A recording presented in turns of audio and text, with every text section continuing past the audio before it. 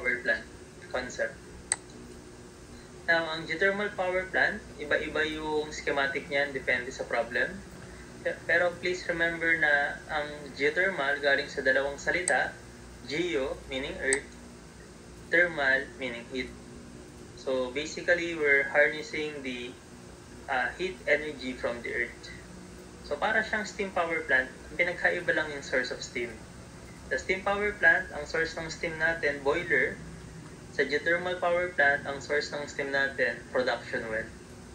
So iba-ibang schematic, iba-ibang TS diagram. So ipakita ko lang yung mga possible schematic diagram. So you have a dry superheated geothermal plant. Ibig sabihin, yung nakukuha nating steam dito, superheated agad, kaya pwedeng dumiretso na sa generator. Next, you have separated steam, hot water flash or double flash. So here's the definition, and then ito yung schematic diagram. By the way, hindi naman lahat ng schematic diagram aralin natin. Focus tayo sa ay madalas lumabas sa board exam. Next, you have the single flash with pump wells. Okay, so meron tayo ditong a downhole pump in the production well para mag-pump yung ating steam palabas. And then you have the binary geothermal plant. So sa binary geothermal plant, meron tayo ditong dalawang working fluids. And then lastly, yung single flash geothermal power plant. Okay, ito yung madalas lumabas sa board exam. So dito tayo naka-focus.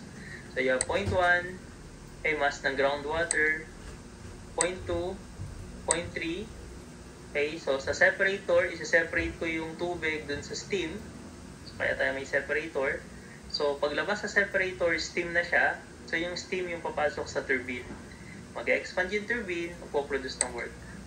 So work ng turbine, work ng generator, mag-expand 0.4, tapos magko-condense siya galing sa condenser 0.5, and then pabalik dun sa ating earth 0.6.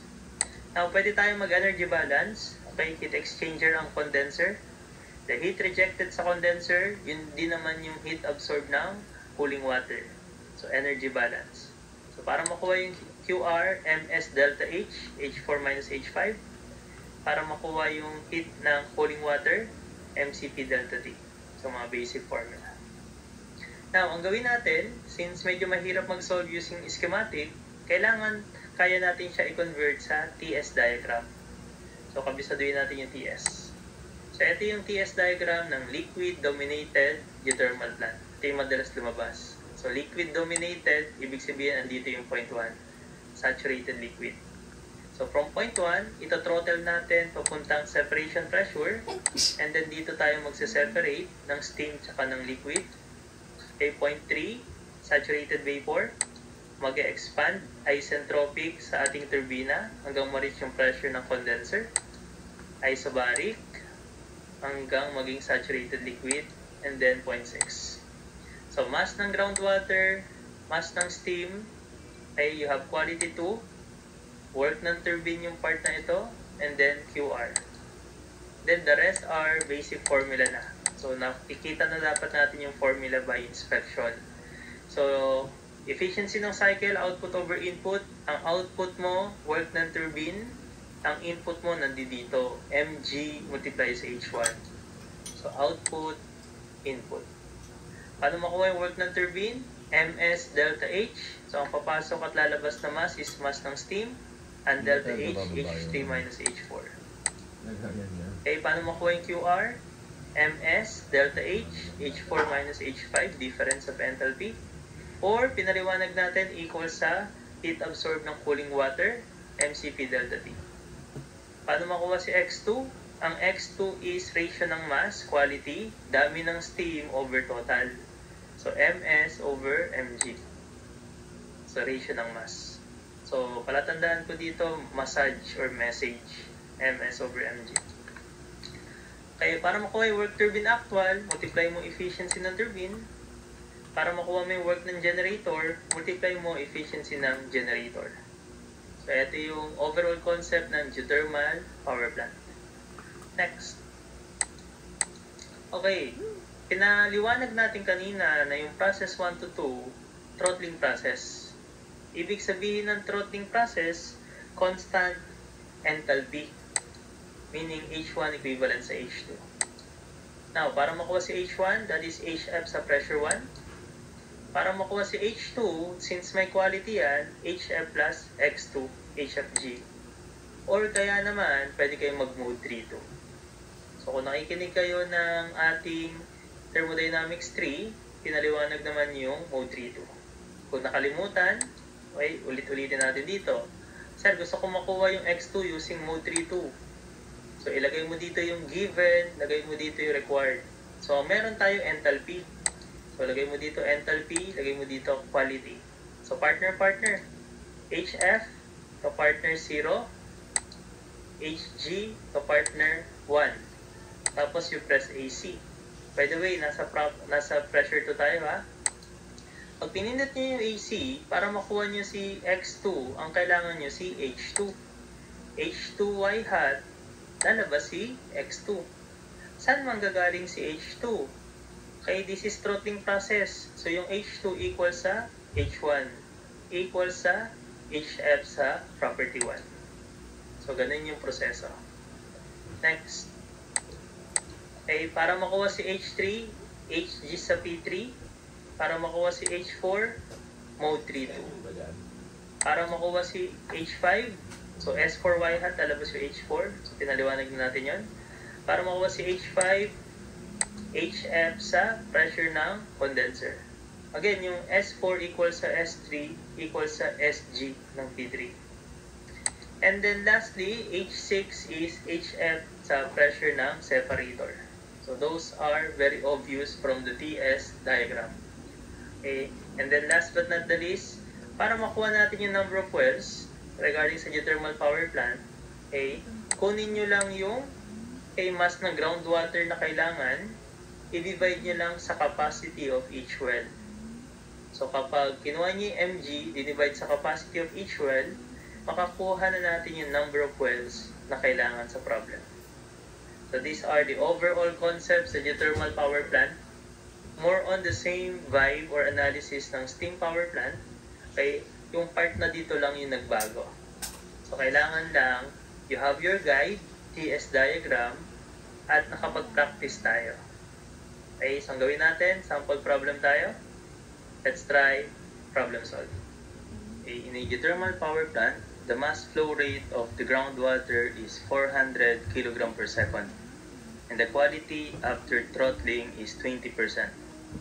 If the turbine power is 80 megawatts, what is the change in the enthalpy of steam at the inlet and outlet of the turbine? Okay, so isolate muna natin mga given. So, first, you need to draw the TS diagram para meron kayong guide. Okay, yung 400 kg per second, ito yung mass flow rate ng groundwater. Obviously, this is mg. 20%, ito yung quality after throttling. So, yung throttling process is 1 to 2. So, 20%, yan yung X2. And then, 80 megawatts, this is the turbine power. So, that is work ng turbine. And ang tinatanong is the enthalpy, a difference from the inlet and outlet of the turbine. So, inlet is H3, outlet is H4. So, tawagin natin yung difference as simply delta H. So, malinaw ang given, abisado yung TS diagram, madali lang to resolve. So, sagutan natin, isolate ko lang ang mas maayos. Okay? Ang gagamitin nating formula is yung work ng turbine. By the way, ginawa ko na tong kilowatts, okay, para maging consistent tayo. Okay, kailangan kilowatts yung power para lalabas yung kilogram per second para sa mass, tapos yung delta H, kilojoule per kilogram. So, basic formula, work ng turbine is mass ng steam multiply sa delta H. Now, wala pa tayong mass ng steam. So, ito yung nawawala. Okay, this is given. Now, para sa mass ng steam, gamitin natin yung quality. Alam natin yung X2 is equivalent sa message, MS over mg. So, mathematically speaking, yung MS, pwede natin siyang makuha using X2 multiply sa mg. So, meron na rin tayo ditong malalagay. Kasi given yung X2 tsaka mg. So, makukuha na natin yung nawawalang delta H. Okay, substitution na lang. So, you have 80,000 equivalent sa ms. Ito yung ms natin, X2. Okay, multiply sa mg. So, X2 is 0.2. Multiply sa mg na 400.